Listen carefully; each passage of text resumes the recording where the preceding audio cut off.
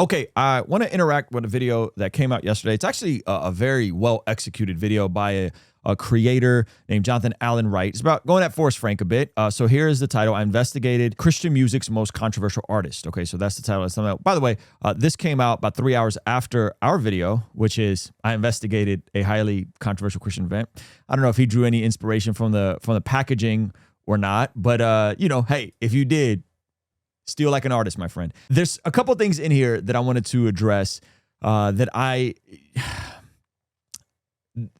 he's a great YouTuber, okay? This is a good video, well put together video. But usually in stuff like this, that's created as a way to kind of go after a guy like Forrest Frank, there's some things that I think are just flat out inaccurate. And I just want to deal with them head on. Now, I can't get into all the particulars, and some of this stuff may or may not be something that Forrest wants to engage with. I don't know.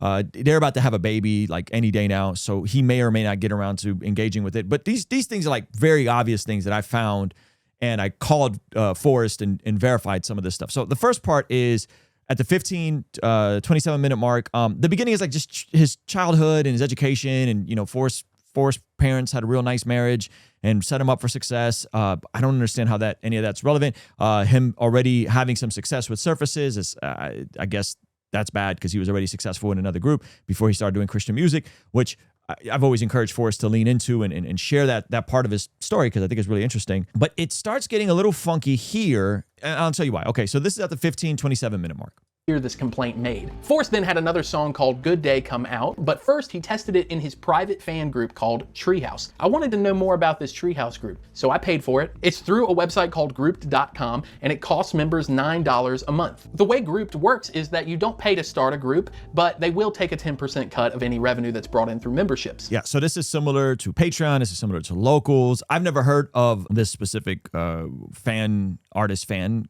group thing. But yes, many of us have these groups. And so he goes on to say how he would debut songs in this membership thing. But there's just one, I think, critical mistake in this that he makes that I think is needs to be addressed. So I navigate to this site and it's super inactive. You can interact with posts from Forrest and his team, check out 3 song tutorials that he posted at some point with commentary, and you can hear his old stuff that isn't readily available. In his first post, he said that he wanted to know what people wanted in the group so he could make an interactive for those that truly support him. And it's feeling like a dead group, honestly, when I look at it. I even left a post today asking how active it is and if it's worth the money. The last thing posted was about a year ago. Yeah, so many folks start groups and have groups, and the insinuation, not the insinuation, the flat out claim here is going to be pretty alarming. And then one of the things I brought up with Forrest on the phone, where you could get early access to his tour tickets, which you also had to pay for, even though you were paying for the group fee. It kind of just... So you got to pay for the group fee to get access to the tickets. That's claim number one.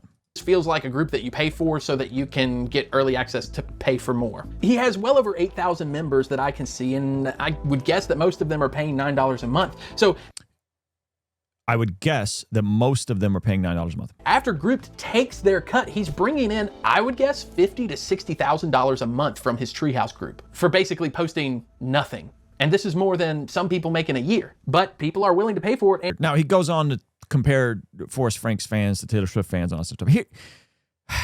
Here's the issue with this. One is that there is a free tier on Grouped for Forrest's membership of Treehouse. There's 832 members. He said he would guess that most of those people are paid. No, that is false. Most of those people aren't paid. Why? Because I've had these same type of accusations hurled to me. Let me give you guys an example. Here is our Patreon community, okay? On the surface, and you look at this and you go, oh, wow, man, Ruslan has 10,284 people, okay? And then you hit see membership options, and you go, oh, the base tier is $6.99. That means that Ruslan and all those guys over there, they're printing money. That means they're making at least $70,000 a year. But when you peel away beneath the layer, you're forgetting that us, as much as an active Patreon we have, is that, yes, we have 10,000 members, but only 1,300 of them are paid. 8,900 of them are free. And Forrest's thing is no different. How do I know this? Because I asked him. And so this is an old community group where he's making a couple $100s a month to this because there's some folks that forgot to cancel it, and he still posts stuff on here occasionally. But the last thing he posted was a tour, and so you don't have to pay to get access to the tour. I'm on the free tier. You don't have to pay to get access to the merch.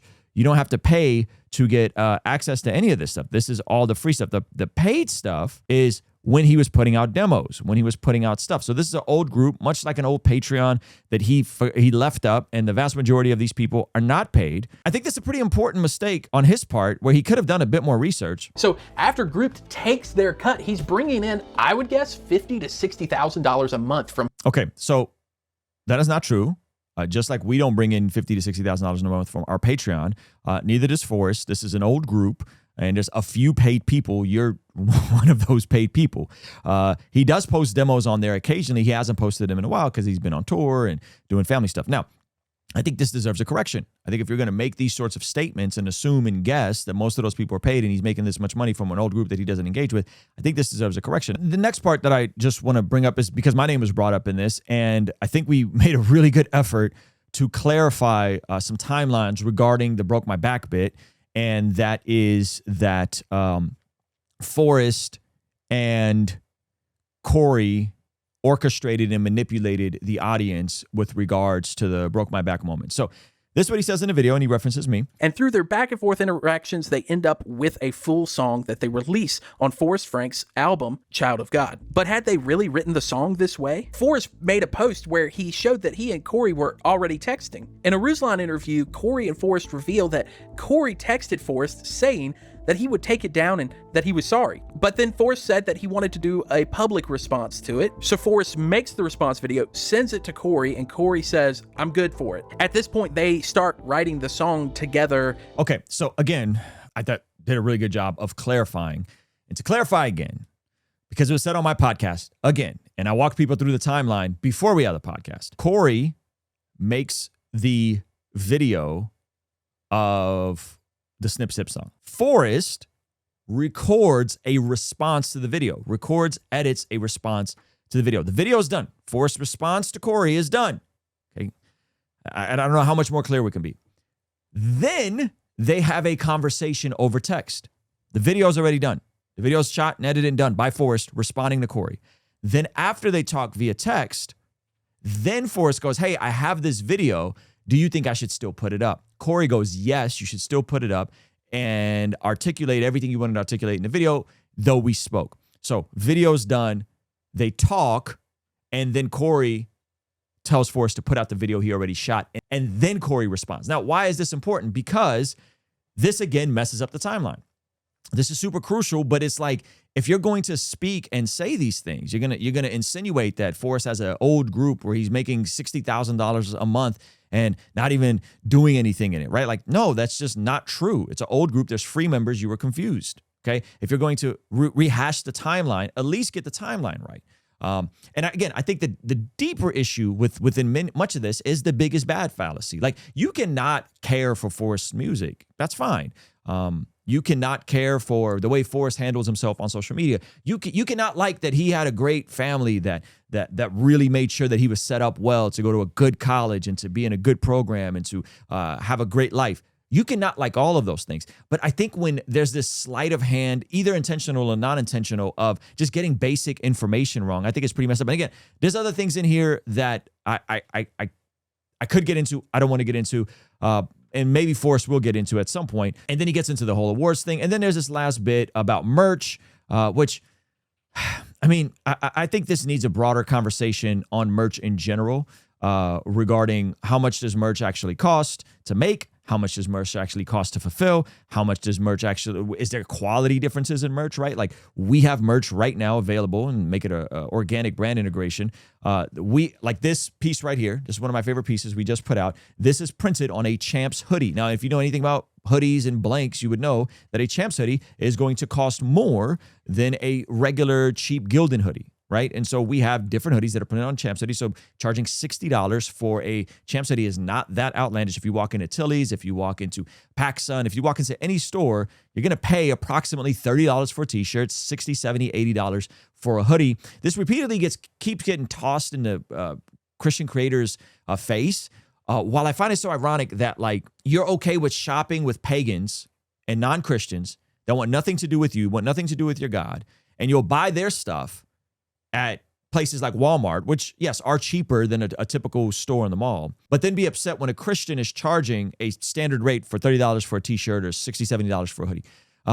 I can't wrap my brain around the type of thinking that it goes into these sorts of things. And so, yeah, like we have a $24 t-shirt, right? That's pretty standard. So Forrest's merch prices are actually fairly standard when you look at what it costs to make merch, okay? And not to mention that there's, yes, people that are also making a living because he has a thriving merch store. Just like there are people who work with me that make a living and have health insurance and take care of their families because we have a thriving merch store. And we have prayer journals and devotionals and all these sorts of things, which you should pick something up. This Bless God devotional bundle, I think, is something that you would really appreciate and you could pick up for your friends or family and get it for $57. I mean, that's 3 different books. This is, if you were to go in and get a calendar or a leadership planner at Staples or something like this equivalent, we're beating those prices. That's a point about education. But let me get to this last point, and it's about Forrest's rate and GCU and all that sort of stuff. So for their Unite Us event as a surprise speaker. He was going to give a sermon. I'm assuming under some sort of speaking fee, but it's possible that he gave his time here. Okay, I'm glad that he added that. And again, I don't want to speak on behalf of Forrest, but when you flash his rate, give a sermon. I'm assuming under some sort of speaking fee, but okay. Well, I'm assuming under some sort of speaking fee. When you flash his rate and you see that it's $200,000, here's what's left out of that. Number one, how someone's rate is found on any booking site is usually what is their hard ticket value in the market. That means if Forrest were to plan a show next month at a venue in San Diego, at a venue in LA, what would he generate in value? That's how speaking fees are, or performance fees are calculated. What is your value in the marketplace? And then they reverse engineer and say, okay, this is the speaking fee for someone. So punchline, Forrest is doing arenas now. This is what he generates. More than this is what he generates when he goes out and does arenas. That may sound like a lot of money. What people don't know is that there's hundreds and hundreds and hundreds of these that he turns down. What people don't know is that there's a lot of stuff that he chooses family and church and community over running around all over the world just collecting the bag. So flashing this number on the screen and being like, oh, I'm assuming he got paid for this. Yeah, don't always follow your assumptions, because the tricky part for many of us is when we see stuff like this in Matthew 6, be careful not to practice your righteousness in front of others to be seen by them. If you do, you will have no reward from your Father in heaven. So when you give to the needy, do not announce it with trumpets as the hypocrites do in the synagogues and on the streets to be honored by others. Truly, I tell you, they have received their reward in full. But when you give to the needy, do not let your left hand know what your right hand is doing, so that your giving may be in secret. Then your Father who sees what is done in secret will reward you. Flashing this on a screen and saying, well, he spoke at this college and he was waiting for the Lord to reveal what he wanted to speak about, and under the guise of like he made all this money doing it, I think is extremely unfair. Because if someone like myself or someone like Forrest went around and telling the world every time we made a big charitable donation, every time we saw a need in our local community of a single mom and we took care of it, every time we decided to give back the honorarium or not take an honorarium or a fee at all, if we did that, we would be actually living in contrast of Matthew chapter 6. And so that's not a lack of transparency. That's actually trying to be faithful to what the scriptures teach. And so you're assuming that he was at GCU, making $200,000, when in reality you don't know. And so if he's there, and again, I don't want to speak on his behalf, but if he's there and he feels led to speak about something, or maybe him as a speaker, his approach is, hey, I go into a room and I fill out what the room is, and then I'm just trying to get some sort of insight from God on what the room needs, and that's his approach to speaking, then that's his approach to speaking. That's how he chooses to do it. Forrest is not a professional speaker. He's a musician. They're bringing him out to speak, and they're going to get what they're going to get.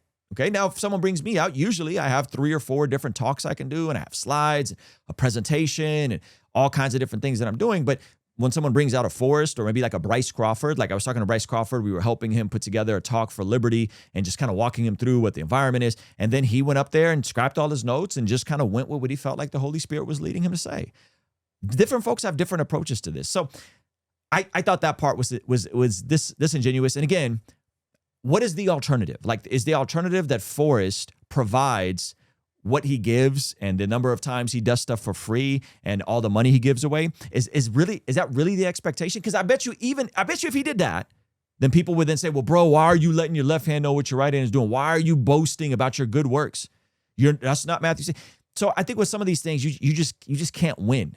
You just can't win. And the people that really know Forrest and the people that really have been around Forrest and been around his family and met his parents and seen him around his kids and seen him around other people's kids and seen him just be a actual follower of Jesus. Like, he really is about this life through and through. You could say he's too spiritual and he drops the God told me card too much or whatever. You could have all those critiques. But when the people that really know him go, man, these sorts of videos, in my opinion, are just unfair. As well executed as Jonathan Allen Wright was in this video. He executed it really well. Okay, the scene changes. I guess he rented. I don't know what this is, but he really went above and beyond to put together this video. I think some of this stuff is just unfair, unnecessary. Whether that's saying, hey, he's making $50,000, $60,000 a month off of a group that's primarily free, and people are there for free, just like our Patreon. 10,000 people, vast majority of them are free. Only 1,400 of them are paying, which, by the way, partner with us on Patreon if you want to see us make better videos. Just like saying, hey, merchandise and this. It's like, come on, like you understand what it costs to go into a store and buy a t-shirt. It's not going to be $15. It's not going to be $10.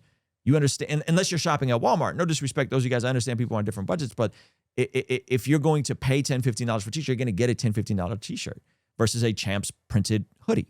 Right now, you might say, why is this even being made? Okay, that's a separate conversation. Why do Christians want to make great apparel, great quality apparel? Why do Christians want to be great at social media and be strategic and intentional with whether or not that is a approach on short form videos to get the music to go viral, or in the case of Jonathan Allen Wright, a pretty good title with a good thumbnail and good packaging for YouTube? We can have those conversations, those separate conversations, and I encourage Forrest, like, lean into these conversations, have these conversations. I think people are curious, and I don't think strategy is in opposition to being scriptural. I don't think wisdom and operating in social media is in opposition to following Jesus. I think there are aspects to being online that are best practices that many of us walk through. And I think Forrest does a phenomenal job at it. And if you don't like him, just say you don't like him. Just say you don't like his music. It's not for me. To then go out and create this whole 47-minute video picking apart his entire life, and